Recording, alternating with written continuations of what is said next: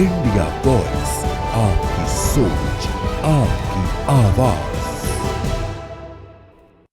नमस्कार, आपका बहुत स्वागत है इंडिया वॉइस पे। मैं हूं आपके साथ समृद्ध मिश्रा।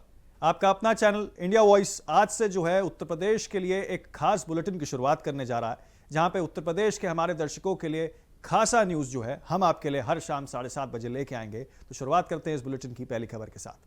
तो आपको बता दें किस तरीके से बिहार में रमज़ान के दौरान आयोजित एक जलसे में मौलाना अब्दुल सलीम द्वारा उत्तर प्रदेश के मुख्यमंत्री योगी आदित्यनाथ की मां के लिए आपत्तिजनक शब्दों का इस्तेमाल करने और भड़काऊ बयान देने पर बवाल खड़ा हो गया।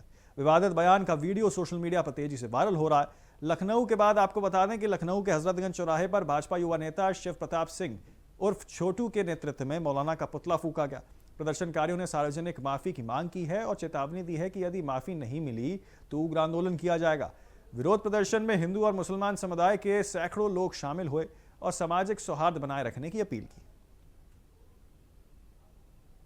मौलाना का पुतला फूका है और उन्हें सीधा संदेश दिया है कि वाकई इस देश का युवा, इस देश का नौजवान, इस देश का शिक्षक सभी हमारी महाराज जी की, माता जी के खिलाफ होने वाली ऐसी अभद्र टिप्पणियों के खिलाफ है और हमारा देश इसका पुरजोर विरोध करता है। आगे की रणनीति हमारी सिर्फ इतनी सी है, अगर उन्होंने माफी नहीं मांगी, खुलकर मीडिया के सामने उन्होंने नहीं बोला, जिस प्रकार से उन्होंने गाली दी है उस प्रकार से अगर उन्होंने माफी नहीं मांगी तो ये विरोध प्रदर्शन क्रांतिकारी रूप लेने का नाम लेगा और इसका एक ही नारा होगा, भारत देश की महिलाओं का अपमान नहीं सहेगा। तो मुख्यमंत्री योगी आदित्यनाथ की मां को लेकर किए गए अभद्र टिप्पणी के मामले में अब आपको बता दें कि लखनऊ में दर्ज हुई मौलाना अब्दुल सलीम पर एफआईआर जो है वो हो गई है। उस मुद्दे पर संवाददाता अनुराग तिवारी की रिपोर्ट आपको दिखाते हैं। मौलाना अब्दुल सलीम के दिए बयान को लेकर के लगातार आक्रोश देखने को मिल रहा है। हमारे साथ कुछ लोग हैं, मौलाना की तस्वीर लेकर के लखनऊ के हजरतगंज थाने पहुंचे हैं। अखिल भारतीय हिंदू महासभा का लेटर पैड है और यहाँ पर कुछ लिखा है। क्या लिखा हुआ? एफआईआर की कॉपी है। जहरीली तकरीरों में आदरणीय योगी जी का ये अपमान कर रहा मौलाना, उनकी माता जी का अपमान कर रहा है, गौ माता का अपमान कर रहा है। ऐसे मौलाना को सही दिशा दिखाने का काम हम लोग करने आए हैं। उसकी जहरीली सोच पे रोक लगाने के लिए निहंग सिख भाई, हमारी विदेश से आई सब साधी संत बहने माताएं, हमारे साधु संत, हिंदू समाज पार्टी गौरव गोस्वामी जी, हमारे जोशी जी, सब लोग हम लोग आए हुए हैं। यहाँ एफआईआर दर्ज कराएंगे, इनकी गिरफ्तारी की मांग कर रहे हैं और उनको उनके रास्ता लगाई जाए जिससे आगे जहरीली तकरीरें ना दे सके। तो आज मुकदमा दर्ज कराने आप पहुंचे? हाँ, आज मुकदमा दर्ज कराने आए हैं। और दोस्तों गौरव भाई आप भी बताइए कि किस प्रकार से हम लोग इस आंदोलन को बड़ा रूप दे। प्रदेश का आगे भी जाने का विचार है क्या? आगे भी जाएंगे, जहाँ जहाँ जरूरत पड़ेगी। इनको गौ माता का अपमान नहीं करने देंगे, इनको योगी जी का अपमान नहीं करने देंगे, इनको भगवे का अपमान नहीं करने देंगे। देखिए, तमाम लोग हैं जो यहाँ पर पहुँचे हैं और इस समय हम लखनऊ के हजरतगंज पुलिस स्टेशन में हैं, जहाँ पर मुकदमा जो है वो दर्ज किया गया है अब्दुल सलीम के ऊपर, जिन्होंने विवादित बयान दिया था। और विवादित बयान में उन्होंने मुख्यमंत्री योगी आदित्यनाथ की जो मां हैं उनको लेकर के तमाम टिप्पणियाँ की थी। देखिए, तमाम साध्वी हैं जो यहाँ पहुँची हुई हैं। मैम, क्या कुछ विषय है? आज बड़ा आक्रोश जो है वो देखने को मिल रहा है, क्या कहिए? Jai Shri Ram. My name is Saint Gabrielle. I'm from London. I am a disciple of His Holiness Baba Ashutosh Amrit Maharaj Ji from Ma Ashutosh Amrit Peeth. Okay, so we're here today to go against with what he is saying about Yogiji's mother. It is not acceptable behavior to speak about anyone's mother, anyone's sister, anyone's daughter in any way or form. That sort of wording is not acceptable. It's not acceptable in Bharat or anywhere else. So you came all the way from the Britain to do the protest here, do the FIR here. What type of punishment you are demanding for? The type of punishment where it actually invokes change. Saying sorry is one thing, but saying sorry, apologizing without change is manipulation. We won't accept manipulation. It's happened in this world for long enough. We won't accept it, right? It's also that we are also protesting and doing an FIR against Basha's song. Right? His song is using little girls wearing school uniforms. He's also using really disgusting language. It's not acceptable. Bharat needs to get out the mindset that what the West does is acceptable. What the West does is not acceptable. That's why people like us that have come from the West have completely left in that Western lifestyle, completely come into sannyas, Sanatan Dharm ko apna rahe hain. I'm learning Hindi, doing all of these changes. Why? Because Sanatan Dharm, our Sanskriti, our Ved Shastra, they are the way forward, not what the West says. So Bharat needs to get out the mindset of believing what the West says. So, ma'am, the FIR is now being lodged on the Maulana. So, it's going to be stop here or it's going to be continue for the further time?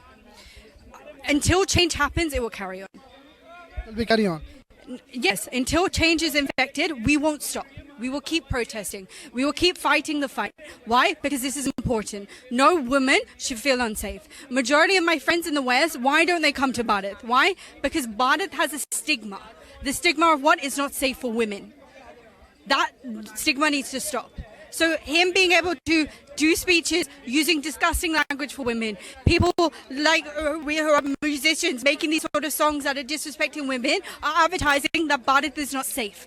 Yogi Ji is doing so much work to protect women.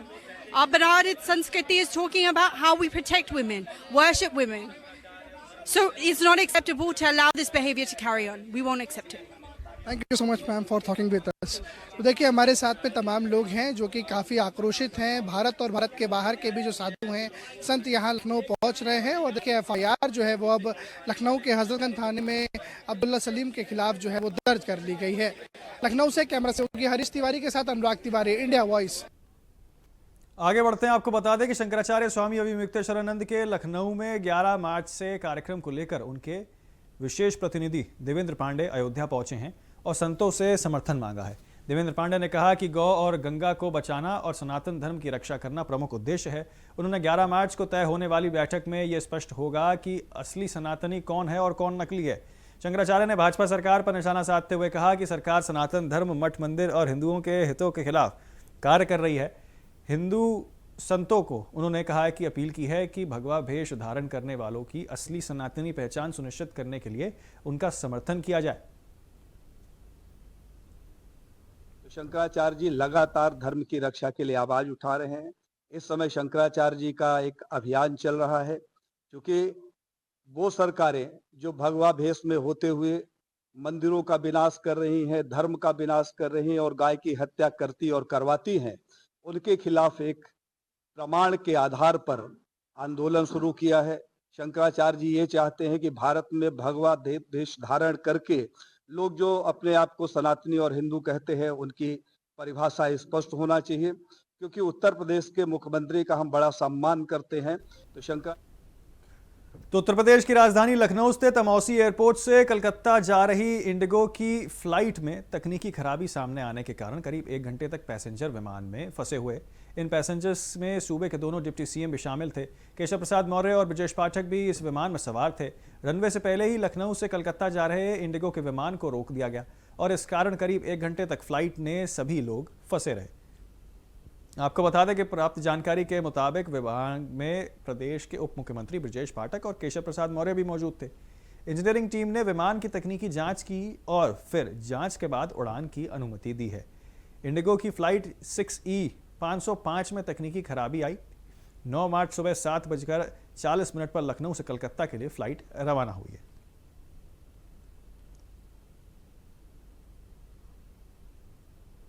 तो उत्तर प्रदेश के संबल से एक ऐसा फैसला आया है जिसने पूरे इलाके में जो है हलचल मचा दी। आपको बता दें कि तहसीलदार अदालत ने स्पष्ट किया है कि ग्राम समाज की जमीन पर बनाई गई मस्जिद और दरगाह अवैध कब्जे का हिस्सा है।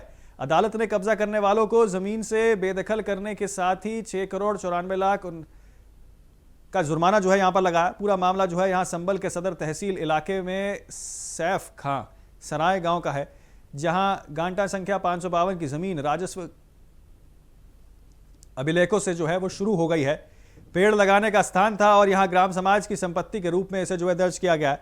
जांच में पाया गया कि इस जमीन पर यहां पर आफ्ताब हुसैन और मेहताब हुसैन ने मस्जिद और दरगाह का निर्माण कर कब्जा जो है वो कर लिया था। 24 जून 2025 को हल्का लेखपाल ने अपनी रिपोर्ट में बताया कि ग्राम समाज की इस जमीन पर पक्का निर्माण कर लिया गया है। रिपोर्ट मिलने के बाद तहसील प्रशासन ने उत्तर प्रदेश राजस्व संहिता 2006 की धारा के तहत मामला दर्ज कर नोटिस जारी किया है। अदालत में आरोपियों की तरफ से दावा किया गया है कि यह मस्जिद और मजार बहुत पुराने हैं और ये वक्फ संपत्ति है जो सुन्नी सेंट्रल वक्फ बोर्ड से पंजीकृत है। उन्होंने ये भी कहा है कि यहाँ साल में 2 बार उर्स लग गया है और ये धार्मिक स्थल अंग्रेजों के जमानों से चला आ रहा है। बल चंदोसी मुख्य मार्ग पर एक गांव है सैफ खां सराय। इस गांव की गाटा संख्या 452, रकबा लगभग 2 बीघा। ये चकबंदी की प्रक्रिया के दौरान पेड़ लगाने के स्थान के रूप में आरक्षित किया गया। इसके बाद अनुचित रूप से इसके पट्टे कर दिए गए। पुनः 1972 में तहसीलदार संभल ने इस घाटे को पे सभी पट्टेदारों का नाम निरस्त करके इसको संपत्ति ग्राम समाज घोषित कर दिया गया। ये 2 व्यक्ति आफ्ताब हुसैन और मेहताब हुसैन, इन लोगों ने इस पर कब्जा कर रखा था। कब्जा करके इन लोगों ने आवास, दरगाह, मस्जिद इत्यादि धार्मिक संरचनाएं बना ली थी। तो आज से करीब 6-7 महीना पहले लेखपाल ने अंतर्गत धारा 67 इसके खिलाफ रिपोर्ट की थी। उस रिपोर्ट पर पूर्ण सुनवाई करते हुए उनके पूरे साक्ष्यों के आधार पर इस न्यायालय के द्वारा शनिवार को बेदखली का आदेश पारित करते हुए इन पर लगभग 7 करोड़ का जुर्माना लगाया है। तो फिलहाल जो है एक बहुत छोटे से ब्रेक के लिए रुक रहे हैं। आप कहीं ना चाहें बने रहें। उत्तर प्रदेश की खबरें लगातार आपको दिखाते रहेंगे सिर्फ इंडिया वॉइस पर। ब्रेक के बाद फिर एक बार आप सभी का बहुत स्वागत है। आगे बढ़ते हैं बाकी खबरों की ओर। आपको बता दें कि प्रयागराज में आशुतोष ब्रह्मचारी ने प्रयागराज पॉक्सो कोर्ट में अर्जी दाखिल कर स्वामी अविवेकानंद सरस्वती को विदेश भागने से रोकने और उनकी गौ प्रतिष्ठा धर्मयुद्ध यात्रा पर रोक लगाने की मांग उठा दी है। आपको बता दें कि पॉक्सो कोर्ट ने आशुतोष ब्रह्मचारी के पक्ष को सुनने के बाद अपना जजमेंट रिजर्व कर दिया है। आशुतोष ने कोर्ट को अपने ऊपर हुए जानलेवा हमले की जानकारी भी दी और कहा कि गौ यात्रा के बहाने स्वामी अविवेकानंद लखनऊ से विदेश भाग सकते हैं, इसलिए उन्होंने तुरंत एयरपोर्ट और वीजा जब्त करने का आदेश देने की मांग की है। आशुतोष का कहना है कि गौ प्रतिष्ठा धर्म यात्रा नाबालिग बच्चों की सुरक्षा के लिए खतरा है और इस यात्रा के जरिए स्वामी न्यायालय के आदेशों की अवमानना कर रहे हैं। उन्होंने आरोप लगाया कि यात्रा पुलिस प्रोटेक्शन में चल रही है, कोई अनुमति नहीं ली गई है और इसका उद्देश्य सरकार और पुलिस पर दबाव बनाना है।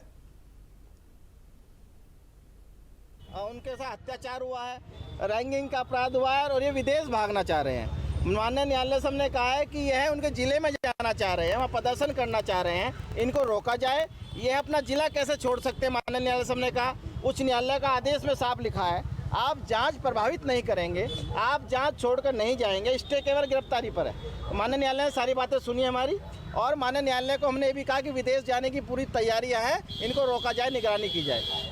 यानी पासपोर्ट और उनकी वीजा पे जब्त करने की मांग। हाँ, मैंने माननीय न्यायालय से मांग की कि इनकी निगरानी रखी जाए। इनके पास जो भी ऐसी चीज़ है जो विदेश भाग सकते हैं, चाहे पासपोर्टों को, उनको माननीय न्यायालय आईओ या न्यायालय में रखा जाए, ये यहाँ से ना भाग पाए। और यह पूरी की पूरी, क्योंकि जब तक जमानत ना हो जाए, यह माननीय न्यायालय की उसमें या पुलिस के उसमें अपने सहयोग करें। अच्छा, कोर्ट ने क्या किया जजमेंट? माननीय न्यायालय ने पूरी बातें सुनने के बाद और घटना हमारी हमले की भी माननीय न्यायालय ने स्वतः संज्ञान लिया है और माननीय न्यायालय ने पूरी बात सुनने के बाद फैसला रिजर्व कर लिया है। कल हाई कोर्ट में क्या करेंगे? हम माननीय हाई कोर्ट में साक्ष्य लेके जा रहे हैं और साक्ष्य से ऐसे नहीं जाएंगे हम हर मंदिर में लेके जाएंगे उन साक्ष्यों को। सनातनी मेरे पास आ रहे हैं, अब इनकी कलाई खुलने लगी है। आगे बढ़ते हैं। आपको बता दें कि मुख्यमंत्री योगी आदित्यनाथ सोमवार को गोरखनाथ मंदिर पहुंचे, जहां उन्होंने गुरु गोरखनाथ का दर्शन कर पूजा अर्चना की और फिर अपने गुरु ब्रह्मलीन महंत अवधेनाथ की समाधि पर जो है पूजा भी अर्पित की और पुष्प अर्पित की।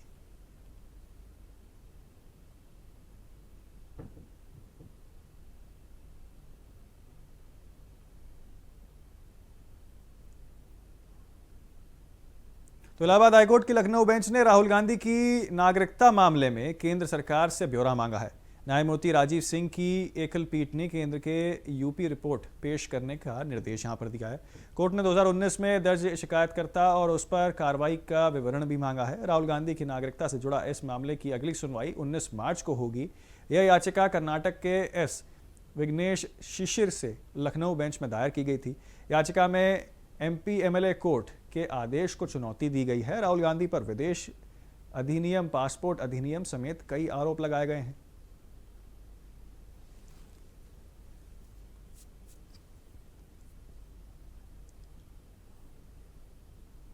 तो ओम प्रकाश राजभर ने कच्चे तेल की कीमत $100 प्रति बैरल होने के सवाल जो हैं वो खड़े कर दिए हैं और कहा है कि भारत को इससे कोई जो है यहाँ पर दिक्कत नहीं होगी। और सवालों पे उन्होंने ये भी कहा कि क्योंकि देश के पास पर्याप्त तेल उपलब्ध है और रूस भी तेल लेने के लिए तैयार है। आपको बता दें कि अखिलेश यादव के विदेश नीति पर बयान पर भी उन्होंने कहा है कि चर्चा में बने रहने के लिए ऐसे बयान दिए जाते हैं। पंचायत चुनाव को लेकर उन्होंने स्पष्ट किया है कि चुनाव समय पर होंगे और 15 अप्रैल को मतदाता सूची का प्रकाशन भी किया जाएगा। वहीं एक मौलाना द्वारा योगी आदित्यनाथ की मां पर टिप्पणी मामले में कार्रवाई की बात भी कही है। सुनिए। कोई दिक्कत नहीं, भारत के पास पर्याप्त तेल है और ईरान और इजराइल के युद्ध के बीच में जो चल रहा है तो रूस तेल देने को तैयार है, कोई दिक्कत नहीं है। अखिलेश यादव का एक बयान है कि हमारी विदेश नीति विदेशी तय कर रहे हैं, क्या कहेंगे? अब बेचारे क्या करें, वो न कुछ बोलहू न देवे, अब कुछ बोली है न तो चर्चा में कैसे रही है। ये पूरा विश्व जानता है, हर देश अपने अपने देश की नीति निर्धारण करते हैं कि हमको किस देश से आयात करना है, किस देश से निर्यात करना है, ये सब लोग अपना तय करते हैं।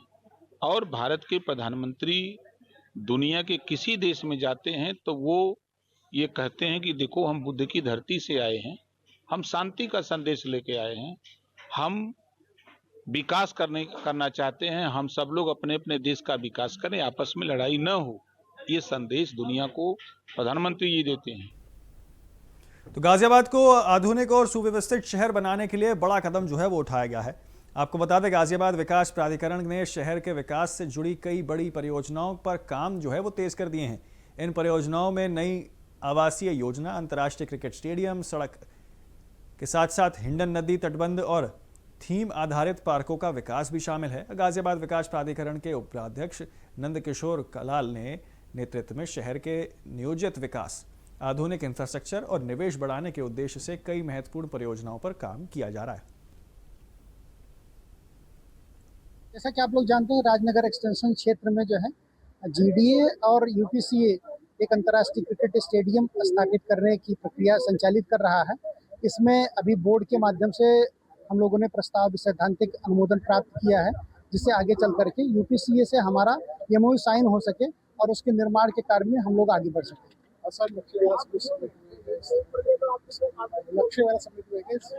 नहीं, अभी नक्शे उसके सबमिट नहीं हुए। जमीन जो है लगभग 38 हेक्टेयर जमीन यूपीसीए के माध्यम से जो है परचेज की जा चुकी है क्रिकेट स्टेडियम के लिए, तो जमीन क्रय करने का काम पूरा हो गया है। हमारा इसमें प्लान ये है कि इसी महीने हम एक जॉइंट टीम बनाएंगे आवास विकास परिषद के साथ में और जीडीए के साथ में, और कॉमन उसका एक सर्वे करवा लेंगे और उसके बाद में डिमोलिशन का प्लान जो होगा वो अकॉर्डिंगली करवा।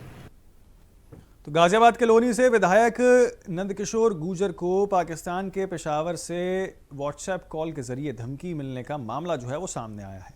धमकी देने वाले ने कहा कि सलीम वास्तिक पर हमला करने वाले आरोपियों को ढेर कर दिया गया है और अब विधायक को किसी सभा में बम से उड़ा देने की चेतावनी भी दी गई है। धमकी देने वाले ने दिल्ली में हुई कार्रवाई का जिक्र करते हुए कहा कि वे प्रधानमंत्री नरेंद्र मोदी और गृह मंत्री अमित शाह को भी नहीं छोड़ेंगे। कुछ दिन पहले गाजियाबाद के लोनी इलाके में यूट्यूबर सलीम वास्तविक पर जानलेवा हमला हुआ था। इस मामले में पुलिस ने मुठभेड़ के दौरान हमले के 2 आरोपियों को यहां पर सगे भाइयों को गिरफ्तार कर ढेर कर दिया। इसी एनकाउंटर के बाद अब विधायक को धमकी मिलने का मामला सामने आया है। विधायक नंदकिशोर गुर्जर ने कहा कि वे इस पूरे मामले को लेकर गाजियाबाद के पुलिस कमिश्नर को पत्र लिख रहे हैं ताकि इस मामले में कड़ी कार्रवाई की जा सके।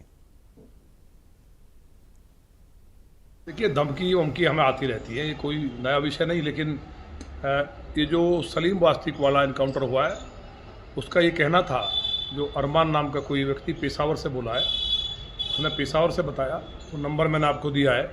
उसने कहा है कि जो सलीम के जो मारने वाले थे उनको तुमने मरवा दिया और हम घर में घुस के मारेंगे।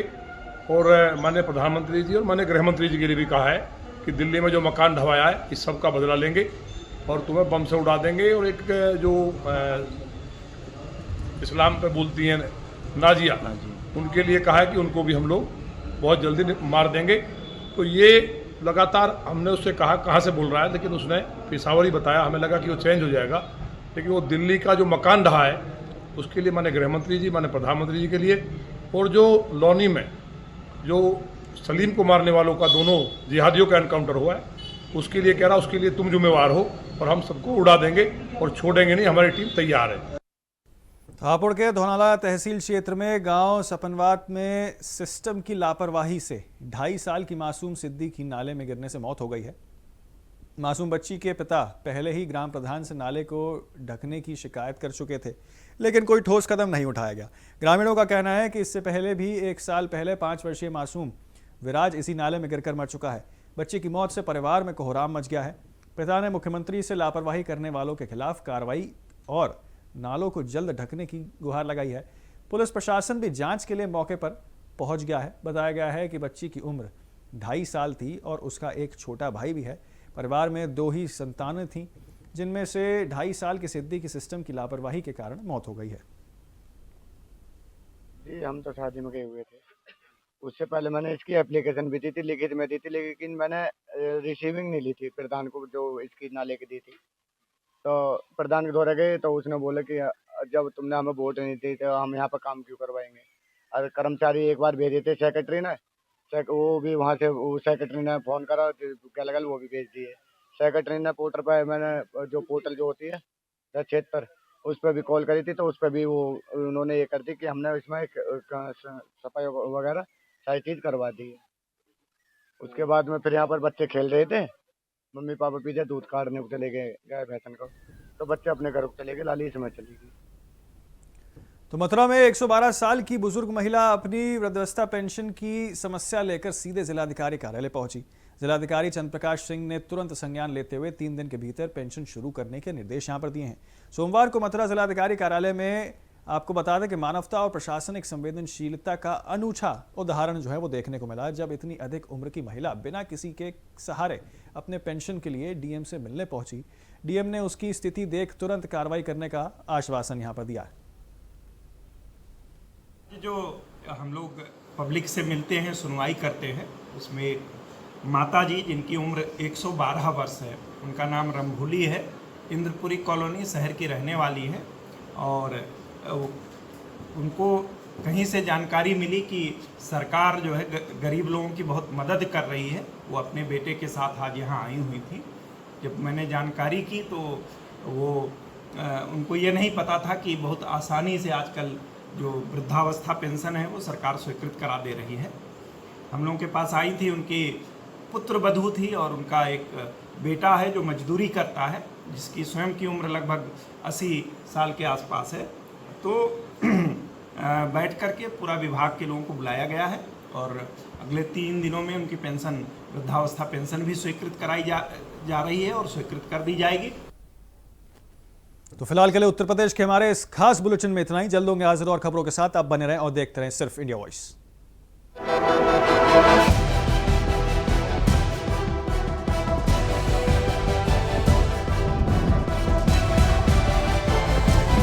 इंडिया वॉइस, आपकी सोच, आपकी आवाज।